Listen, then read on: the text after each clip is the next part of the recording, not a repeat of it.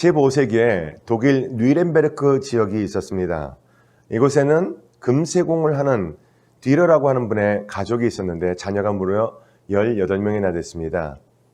그 중에 알브레트 듀러는 굉장히 그림 솜씨가 뛰어나서 형제 둘이 그림을 잘 그리는데 아이가 너무 많다 보니까 그림 학교를 보낼 돈이 없었습니다.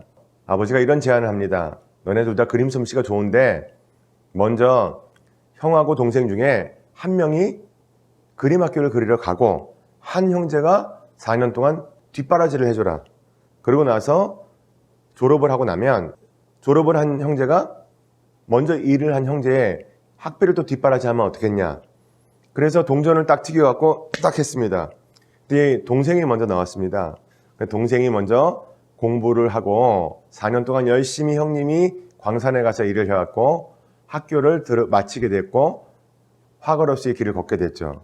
동생이 이야기합니다. 이제 형님, 제가 열심히 돈을 벌 테니까 그림 공부를 시작하십시오. 그때 형님이 이야기합니다. 나는 그림을 공부하지 않겠다. 왜 그러냐 그랬더니 광산에서 너무 많이 일을 해서 이 손 마디마디가 다 관절이 아파서 붓을 쥐고 섬세하게 그릴 수가 없기 때문에 더 이상 나는 그림에 대한 희망을 갖지 않겠다. 형님의 안타까운 그 이야기를 들으면서 그가 그림을 그렸죠. 그것이 바로 알브레트 듀러의 기도하는 손이라고 하는 그림입니다. 이 그림, 정말 형님의 그 신실하신 뒷바라지하는 그 모습을 나타내죠. 그것을 기억했던 그 동생의 숭고한 정신도 중요하고 그것을 실천했던 형님도 굉장히 대단한 사람이죠. 이스라엘 민족에게 하나님은 이스라엘 민족이 꼭 기억하기를 바라셨던 것이 있었습니다. 그게 뭐냐면 하나님의 신실하심이었습니다. 하나님의 의도가 무엇이었을까요? 하나님의 의도는 이스라엘 백성이 그와 같은 엄청난 여정 가운데서 하나님의 신실하심을 깨닫기를 원했습니다. 하나님께서 언약을 갱신하신 이유가 무엇이었을까요? 이스라엘 땅 소유에 관하여 자기의 의로움을 자랑하지 않기 위해서 언약을 다시 이야기하고 계십니다. 이스라엘 민족이 자기들이 작전을 잘 짜고 기골이 장대해서 가나안 땅을 소유하는 것은 아닙니다. 오직 하나님의 신실하신 개입이 있었기 때문에 가능했다는 것을 기억해야 됐죠. 이스라엘은 하나님 앞에 목이 곧은 백성들 아니었습니까? 가데스 바네아에서 또 황금 송아지를 만들면서 하나님의 속을 얼마나 아프게 해드렸던 분들이 이스라엘 백성이었습니까? 그런 면으로 볼 때 그들은 버림받아 마땅하지만 하나님의 신실하심이 있었기 때문에 그들이 이제 가나안 땅을 소유할 수 있게 되었다는 것. 알브레트 듀러와 같이 형님의 그 뒷바라지가 있었기에 오늘날에 자기가 있을 수 있다는 그 생각을 해야 되는 것처럼 이스라엘 백성들은 바로 그 신실하신 하나님을 기억해야만 됐습니다. 언약을 갱신해 주신 이유는 한 가지였습니다.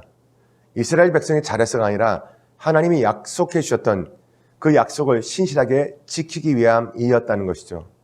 오늘날 우리들도 세상을 살아가면서 내가 기도를 열심히 해서 내가 헌금을 많이 해서가 아니라 하나님의 신실하심 때문에 오늘 하루하루를 살아갈 수 있다는 것을 잊지 마시기 바랍니다. 가데스 바네아와 황금 송아지 사건을 통해서 하나님께서는 작정하시기를 어떻게 작정하셨었죠? 이스라엘 백성을 멸하려고 하셨었습니다. 그런데 하나님께서 다시 그들을 택해 주시고 가나안 땅을 들어가게 해주신 이유는 이스라엘이 의롭게 변해서가 아니라 하나님의 의로움에 대한 모세의 중보기도, 모세가 하나님께 매달리면서 간절히 매달렸던 그것, 그 간절함 때문에 하나님께서는 다시 율법을 주시죠. 그렇습니다. 그러면 그렇게 하나님께서 하셨을 때 신실하신 하나님께서 그렇게 베풀어 주신 신실하심의 약속, 신실하게 베풀어 주신 것에 대해서는 하나님께서는 그만큼 요구하는 것도 계시다는 거예요. 그것이 12절부터 22절까지의 말씀이 되겠습니다. 하나님께서 그들을 향해서 요구하시는 것은 너희들이 어떻게 하루하루를 살았는가를 생각해 보아라. 너희들의 필요를 채워줬다는 것을 인정해내거든 하나님을 경외하라 라는 말씀하고 계시죠.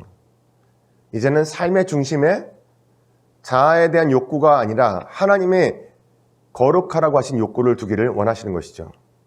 그래서 말씀하십니다. 마음의 할례를 받아라. 다시는 목을 곧게 하지 말아라. 마음의 할례는 무엇입니까? 그와 같은 잘못된 것을 다 던져버리고 새로운 마음을 갖는 것이고 목을 곧게 하지 말라는 것은 무엇입니까? 다시는 반항하지 말라는 이야기죠. 그리고 하나님을 향한 사랑을 이웃을 통해서 증명하라 이렇게 말씀하고 계십니다. 오늘 말씀 가운데 언약궤가 이스라엘 진영의 항상 중심에 자리 잡고 있었죠. 그렇게 언약궤가 이스라엘의 모든 움직임의 중심에 있었듯이 하나님께서는 말씀이 우리 삶의 중심에 있기를 원하신다는 거예요. 말씀을 통독하시면서 그 부분을 확실하게 하셨으면 좋겠습니다.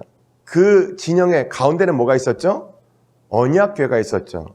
언약궤 안에는 십계명을 넣었던 두 돌판이 있었고 이 언약궤는 길이가 45인치, 넓이가 27인치밖에 안 되는 작은 상자였습니다. 그런데 그것을 보면서 하나님의 신실하심을 기억해야 되는 것, 이것이 중요한 이야기였죠. 하나님을 진정으로 사랑하는 사람의 삶에는 하나님을 경외하는 것과 이웃을 사랑하는 마음이 공존하게 됩니다. 하나님만 친한데 이웃과는 안 친하다. 문제가 있죠. 이웃과는 친한데 하나님과 친하지 않다. 이것도 문제가 돼 있죠. 항상 같이 가야 된다. 이런 이야기입니다. 하나님이 기뻐하시는 올바른 사랑을 가질 수 있도록 기도하시기를 바랍니다. 핵심 구절을 함께 봉독하겠습니다. 이스라엘아, 내 하나님 야훼께서 내게 요구하시는 것이 무엇이냐? 곧 내 하나님 야훼를 경외하여 그의 모든 도를 행하고 그를 사랑하며 마음을 다하고 뜻을 다하여 내 하나님 야훼를 섬기고. 신명기 10장 12절 말씀이 되겠습니다. 사랑하는 성도 여러분, 여러분은 예수님의 기도하시는 손을 기억하시겠습니까? 성령님께서 항상 여러분을 위해서 기도하고 계시다는 것을 잊지 마시고요. 그 사랑으로 다시 한번 힘을 내고 소망을 가질 수 있게 되기를 바랍니다.